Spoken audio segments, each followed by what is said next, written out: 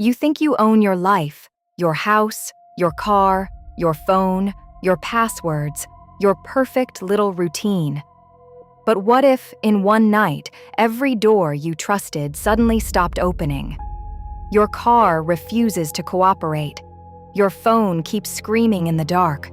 Your front door does not recognize you, and every account you thought was yours says the same thing: access denied. That is what happened to Derek. Derek was the kind of man who loved looking successful. Nice clothes, expensive watch, perfect haircut, brand new luxury electric car, a beautiful smart home in the suburbs. The kind of life that looks clean from the outside because every messy thing has been hidden behind glass, steel, and good lighting. He had a wife named Elena.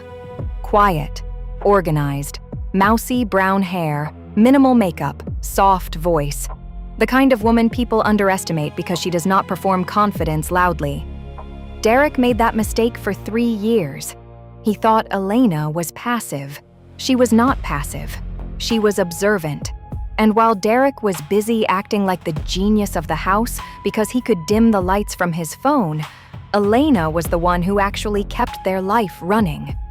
She paid the bills. She managed the accounts. She set up the family cloud. She knew where the documents were. She knew which email was connected to the smart locks, the cameras, the car app, the insurance, the loans, the subscriptions, and every little piece of technology Derek liked to brag about. Derek played with the buttons. Elena understood the system. That difference would eventually ruin him. For months, Derek told Elena the same kinds of stories: late corporate dinner, client drinks, networking event, 3-hour meeting that somehow always ended after midnight. And Elena believed him at first. Not because she was stupid, because marriage trains you to give someone the benefit of the doubt long after they have stopped deserving it. Then one night, Derek said he had another late dinner. Elena was home alone, sitting in the soft blue glow of the living room when she opened the car app. She was not trying to investigate him. Not yet. She just wanted to know if he had started driving home. But the car was not at a restaurant. It was not downtown. It was not near his office. It was parked outside a luxury high-rise apartment building on the other side of town. Elena stared at the screen. For a few seconds, she did what betrayed people always do at first. She tried to protect the person hurting her. Maybe the app was wrong. Maybe dinner had moved. Maybe he was dropping someone off. Maybe there was some ordinary explanation that would let her keep living in the version of her marriage she had believed in that morning. So she said nothing.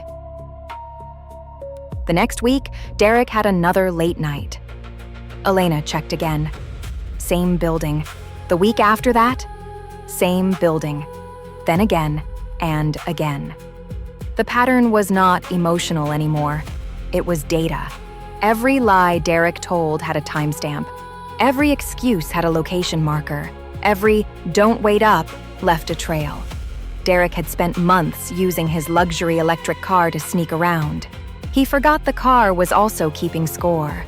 Elena did not follow him.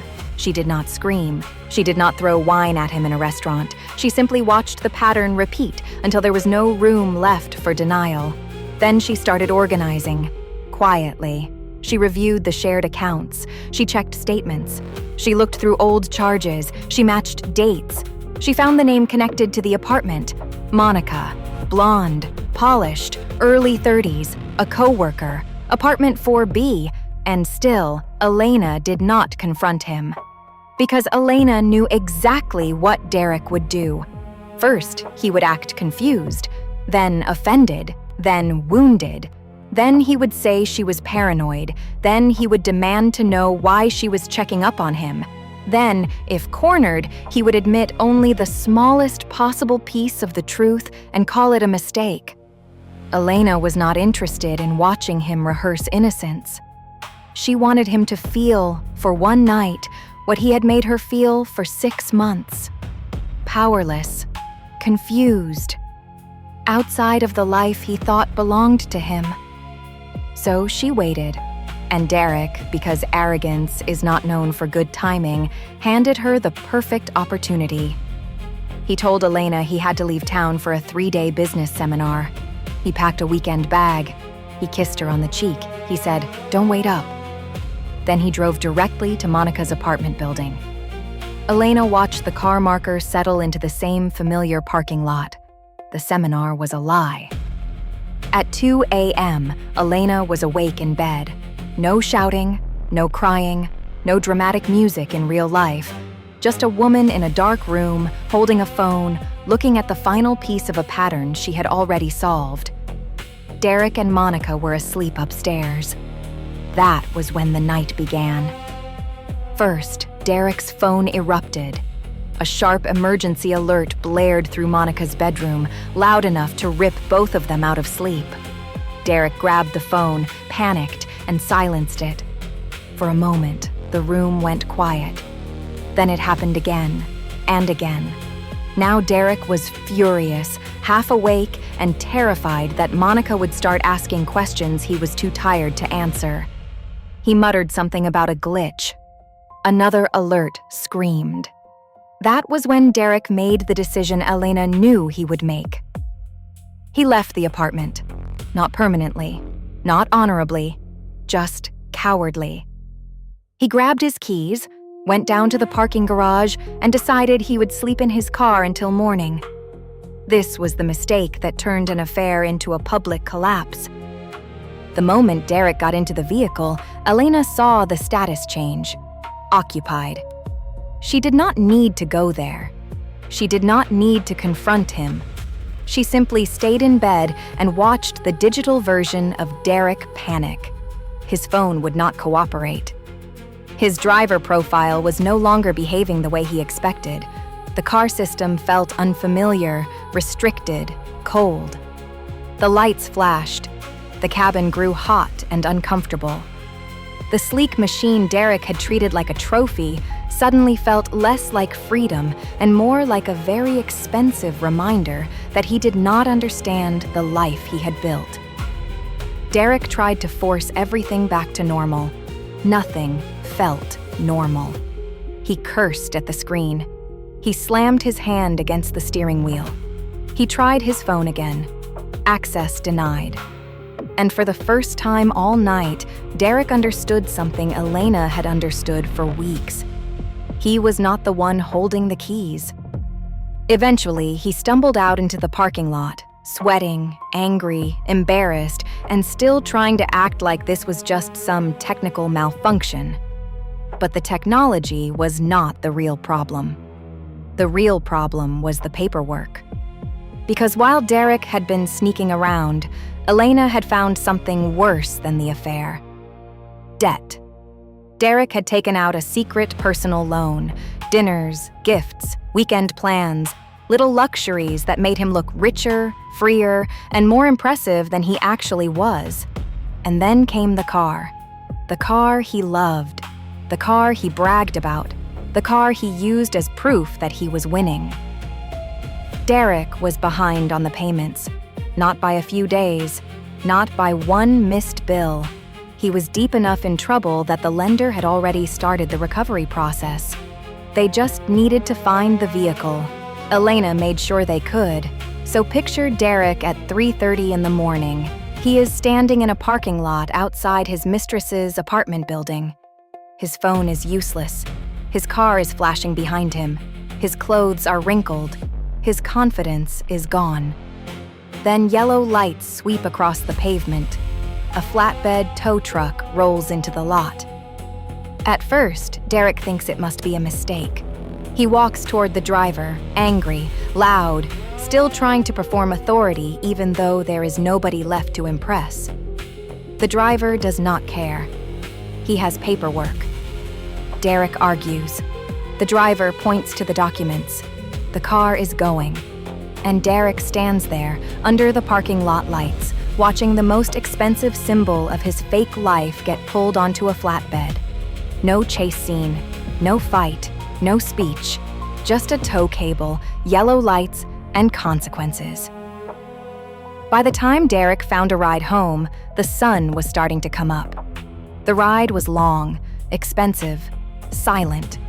He had hours to think about what he would say. He would apologize. Maybe he would blame stress. Maybe he would say Monica meant nothing. Maybe he would cry just enough to make himself look human. But when he finally reached the house was no longer waiting for him.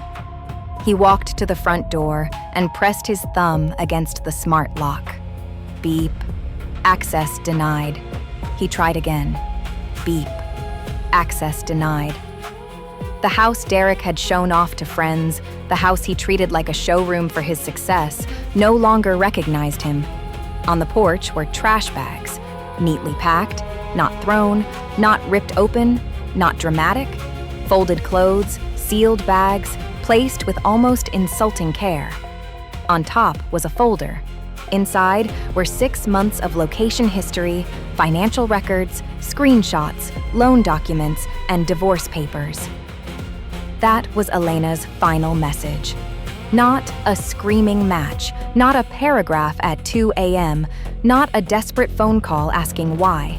Just evidence, organized, printed, and waiting for him in the morning light. Derek lost the car.